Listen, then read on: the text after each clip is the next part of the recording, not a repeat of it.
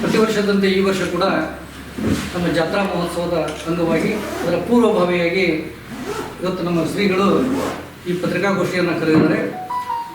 ಅವರು ತಮ್ಮೊಂದಿಗೆ ಕೆಲವೊಂದಿಷ್ಟು ವಿಚಾರಗಳನ್ನು ಈ ವರ್ಷ ನಾವು ಏನು ಮಾಡ್ತಾ ಇದ್ದೀವಿ ಅನ್ನುವಂತಹ ರೀತಿಯೊಳಗೆ, ಯಾಕಂದ್ರೆ ನಾವು ಚಲನಚಿತ್ರೋತ್ಸವವನ್ನು ನಾವು ಹಮ್ಮಿಕೊತಾ ಇದ್ದೀವಿ ಪ್ರತಿ ವರ್ಷದ ಹಾಗೆ. ಈ ಸಾರಿ ಕೂಡ ಆ ಚಲನಚಿತ್ರೋತ್ಸವದ ಅಂಗವಾಗಿ ಕೆಲವೊಂದು ಪ್ರಮುಖ ವಿಷಯಗಳನ್ನು ಶ್ರೀಗಳು ತಮ್ಮ ಜೊತೆಗೆ ತಮ್ಮೊಂದಿಗೆ ಹಂಚ್ಕೋತಾ ಇದ್ದಾರೆ. 14ನೇ ತಾರೀಕು ನಡೀತಕ್ಕಂತಹ ಕಾರ್ಯಕ್ರಮಗಳು ರಾಷ್ಟ್ರೀಯ ಉತ್ಸವ, ರಥೋತ್ಸವ, ಹಾಗೆ 15ನೇ ತಾರೀಕು ಚಲನಚಿತ್ರ ಉತ್ಸವ, ಇವು 2 ದಿನಗಳ ಕಾಲ ನಡೀತಾ ಇರತಕ್ಕಂಥದ್ದು. ಅವುಗಳ ಕುರಿತು ಶ್ರೀಗಳು ತಮ್ಮ ಜೊತೆಗೆ ಆ ಮಾಹಿತಿಯನ್ನು ಹಂಚ್ಕೋತಾ ಇದ್ದಾರೆ. ಮತ್ತೊಮ್ಮೆ ತಮ್ಮನ್ನು ಈ ಕಾರ್ಯಕ್ರಮಕ್ಕೆ ಸ್ವಾಗತವನ್ನು ಕೋರ್ತಾ ಇದ್ದೀನಿ. ಇವತ್ತು ವಿಶೇಷವಾಗಿ ಕರೆದ ಸಂಗತಿ ಅಂತಂದರೆ, ಈ ವರ್ಷ ರಾಜ್ಯ ಪ್ರಶಸ್ತಿ ಮತ್ತು ರಾಷ್ಟ್ರೀಯ ಪ್ರಶಸ್ತಿ 2 ಪ್ರಶಸ್ತಿಗಳನ್ನು ಕೊಡಲಾಗ್ತಾ ಇದೆ. ಅಂದರೆ ಕಳೆದ ಸಾರಿ ಒಂದೇ ಪ್ರಶಸ್ತಿ, ರಾಷ್ಟ್ರೀಯ ಪ್ರಶಸ್ತಿ ಮಾತ್ರ ಇತ್ತು. ಇಲ್ಲಿವರೆಗೂ ನಾವು ಸುಮಾರು 10 ವರ್ಷಗಳ ಕಾಲ ಒಂದೇ ಪ್ರಶಸ್ತಿ ಕೊಡ್ಕೊಂಡು ಬಂದಿದ್ದಾರೆ. ಈ ವರ್ಷದಿಂದ ರಾಜ್ಯ ಪ್ರಶಸ್ತಿಯನ್ನು ಕೂಡ ಒಂದು ಹೊಸದಾಗಿ ಆರಂಭ ಮಾಡಿದ್ದೆ. ಆ 2 ಶ್ರೀಗಳು ಇವತ್ತು ತಮಗೆ ಅನೌನ್ಸ್ ಮಾಡ್ತಾ ಇದ್ದಾರೆ.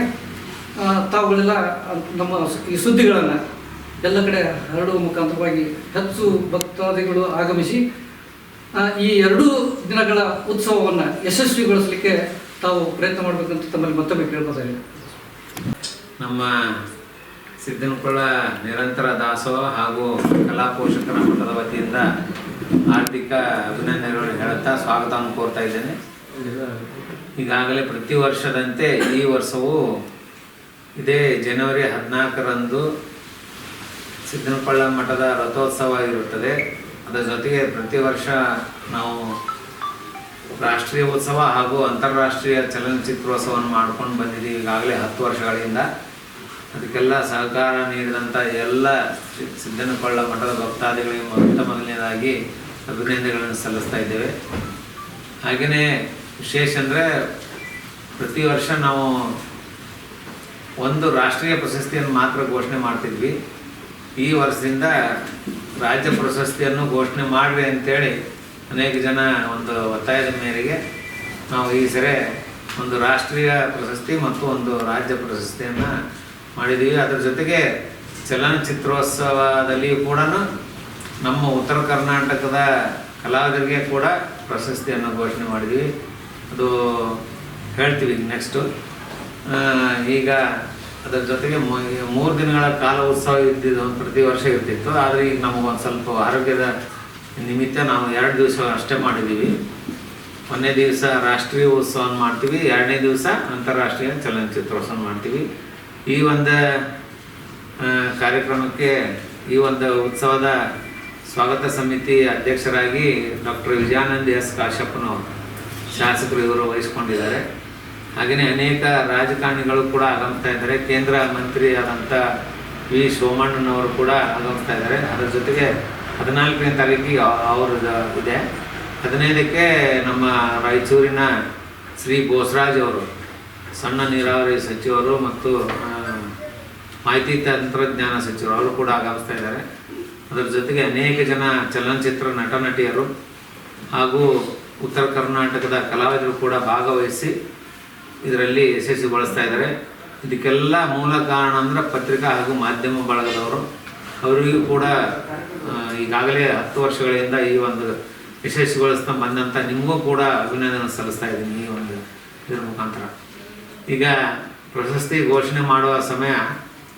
ಈಗ ಒಂದನೇದಾಗಿ ಪ್ರತಿ ವರ್ಷ ಅನೇಕ ಜನರಿಗೆ ನಾವು ಪ್ರಶಸ್ತಿ ಕೊಟ್ಕೊಂಡು ಬಂದಿದ್ದೀವಿ. ಈ ವರ್ಷದ ರಾಷ್ಟ್ರೀಯ ಪ್ರಶಸ್ತಿಯನ್ನು ಖ್ಯಾತ ಚಲನಚಿತ್ರ ಸಂಗೀತ ನಿರ್ದೇಶಕರು, KGFನ ಖ್ಯಾತಿಯ ಮ್ಯೂಸಿಕ್ ಡೈರೆಕ್ಟರ್ ಆದಂಥ ರವಿ ಬಸ್ರೂರ್ ಅವರಿಗೆ ಘೋಷಣೆ ಮಾಡಲಾಗಿದೆ.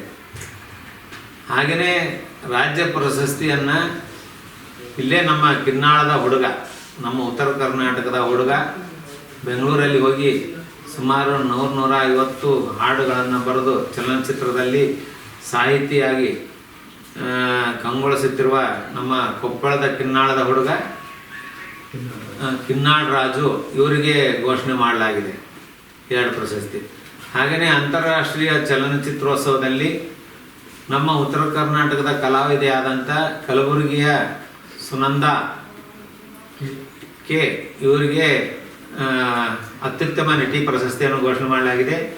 ಹಾಗೆಯೇ ಈ ಮಲ್ಲು ಬಾಗಲಕೋಟ್ ತಂಡದ ಒಂದು ಶಾರ್ಟ್ ಫಿಲ್ಮ್ ಇದೆ, ಅಗ್ರಿಕಲ್ಚರ್ ಆಫೀಸರ್ ಅಂತ. ಆ ಒಂದು ತಂಡಕ್ಕೆ ಆ ಒಂದು ಶಾರ್ಟ್ ಫಿಲ್ಮ್ಗೆ ಒಂದು ಅವಾರ್ಡನ್ನು ಕೊಡ್ತಾ ಇದ್ದೀವಿ. ಈ ಒಂದು ಘೋಷಣೆ ಈ ಒಂದು ತಮ್ಮೆಲ್ಲರ ಮುಖಾಂತರ ಘೋಷಣೆ ಮಾಡಲು ಭಾಳ ತುಂಬ ಖುಷಿ ಆಗ್ತಾ ಇದೆ. ಈ ಒಂದು ಘೋಷಣೆ ನಂತರ ಮತ್ತೊಮ್ಮೆ ನಾವು ಪತ್ರಿಕಾಗೋಷ್ಠಿಯನ್ನು ಕರೆದು ನಮ್ಮ ಒಂದು ಪತ್ರಿಕೆ ಆಮಂತ್ರಣ ಪತ್ರಿಕೆ ಬಿಡುಗಡೆ ಮಾಡಲಾಗುತ್ತದೆ. ಇದೊಂದು ಪ್ರಶಸ್ತಿ ಘೋಷಣೆಯ ಒಂದು ಪತ್ರಿಕಾಗೋಷ್ಠಿ ಆಗಿರೋದ್ರಿಂದ ಇಷ್ಟನ್ನು ಮಾತ್ರ ಹೇಳಲು ಬಯಸ್ತಾ ಇದ್ದೇವೆ. ಆಮೇಲೆ ಅನೇಕ ಜನ ಕಲಾವಿದರು ಆಗಮಿಸ್ತಾ ಇದ್ದಾರೆ. ತಾವು ಕೂಡ ಆಗಮಿಸಿ ಈ ಒಂದು ಕಾರ್ಯಕ್ರಮವನ್ನು ಯಶಸ್ವಿಗೊಳಿಸಬೇಕೆಂದು ಈ ಮೂಲಕ ಕೇಳ್ಕೊಳ್ತಾ ಇದ್ದೇವೆ.